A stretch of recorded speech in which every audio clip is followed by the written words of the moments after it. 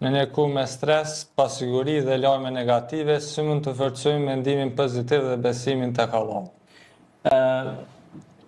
Lajmet negative skip, me largu. Mos me lexu fare. Mos me kliku fare. Lajmet negative japin trurit error system. Do më thonë truri, syni fotografon, truri incizon, edhe i përpunon dhonat. Të e din se vjen nga fusha. Dhe faqeve që postojnë lajme negative duhet unfollow. Juftoj të gjithëve të i bëni faqet negative që qesin lajme për krim, për sendet negative, unfollow. Dhe unlike të i bëni. Kështu po më vjen keq që pje thonë kështu publikisht, po duhet mja bo. Se i të merrut fëmit, i të merrut plesht, jeni ka hini në gjëna për klikime. Nuk bëhet kjo punë për klikime. Se lajmet që ju i postoni, jeni ka i të merroni fëmit, jeni ka i të merroni moshat e thyre. Ka dikush vull për i zemrës. Mundet me pëstu atak kardiak, është i ndjeshëm, është i dhemshëm. Pastaj fëmija, tash mund të thotë dikush po pse ja vlen telefonin dorë fëmijëve. Po ai bovaki se ka telefonin, ka laptopin, o televizionin, ai del shfaqet lajmi. Po.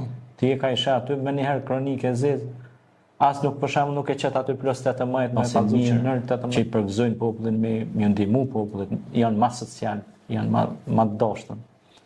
Ata janë lider të shpirtit, po ata janë edhe lider të popullit që flasin veç për mirë, flasin pozitiv, edhe i ngrohin shpirtat e njerëzve me qenë më afër me familjen, me Zotin, me shoqërinë, me ambientin, me qenë më dashur, siç e thash në fillim, për kafshët, për shpezët, për fëmijët, për plesht, me pas mundësi me ia dhënë ndonjë dhuratë më shumëve, fëmijëve, për shembull, vendet skandinave kanë këto.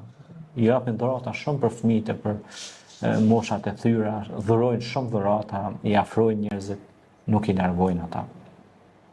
Zoti na ka mësuar përmes pejgamberit alayhis salam edhe neve si musliman. Ka thonë o pejgamber, si kur ti të ishe i ashpër ndaj tyre, ata do të largoheshin nga ti. Ti dush me koni dashtën me ta. Me kon paqësor, me koni dashtën, me i fol fjalë të mira, me i dhon dhurata, me i ndasht, me shpirt e me zemër. Ç'kjo është? Faleminderit hoxh. Faleminderit. Për fund, çfarë këshille të përgjithshme do i jepni dëgjuesve për ta përmirësuar lidhjen me Allahun në jetën e përditshme? Normalisht përmirësimi me lidhjen me Allahun është ta shtojnë sa më shumë përmendjen e Zotit, e kujtojnë Allahun, Allah i kujtoj ata, të largojnë ndonjë pengesë nga rruga, të japin sadaka, të ndihmojnë prindrit, luten për prindrit, të punojnë punë vullnetare, pra të luten sa më shumë, sepse Zoti ka thënë në Kur'an udhuni fastajib lakum, lutuni mua, unë ju përgjigjna, thot Allahu i Madhërisht. Prandaj ne duhet i shtojmë të mirat private, publike dhe komunitare. A kupton e edhe sa më shumë i shtojmë ato të mira, atëherë lidhja jonë me Zotin është më e madhe. Lidhja e Zotit bëhet me gjumë, me gjymtyr, me praktik, me zbatueshmëri të gjërave të ndryshme. A kupton e? Që janë gjëra pozitive dhe të mira. Faleminderit hoxh. Deshta me bëllë një pyetje për vetit, nase e kena ofër vitin e ri, çfarë mendimi kite për vitin e ri? Viti i ri është domethënë një vit që vjen që na punojmë me këtë kalendar, apo kupton e ja?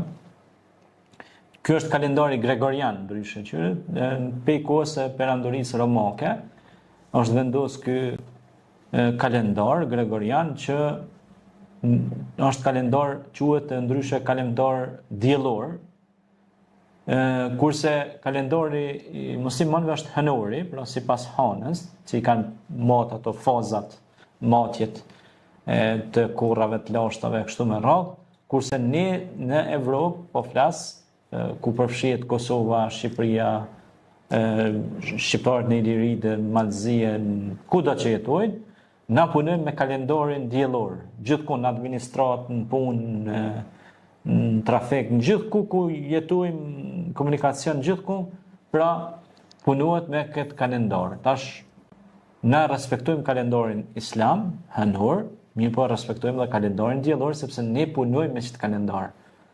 Por tash te këtu duhet me ne si predikues, si xhallor, duhet me mbjell harmoni mes veti, ju me mbjell urrëtie.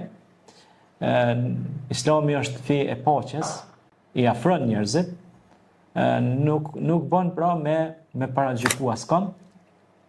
Ne thjesht e kujtojmë se është një datë e ndrimit më të moteve dhe nalmi dhe bëjmë një farë bilanci ku kemi gabu këtë vit që mos me gabu vitin që vjen dhe e falenderojmë Allahun që na mundsoi këtë vit të jemi shëndosh e mirë dhe shpresojmë që viti që vjen të jetë vit më i mirë edhe më i mirë duke shtu më shumë veprat e mira.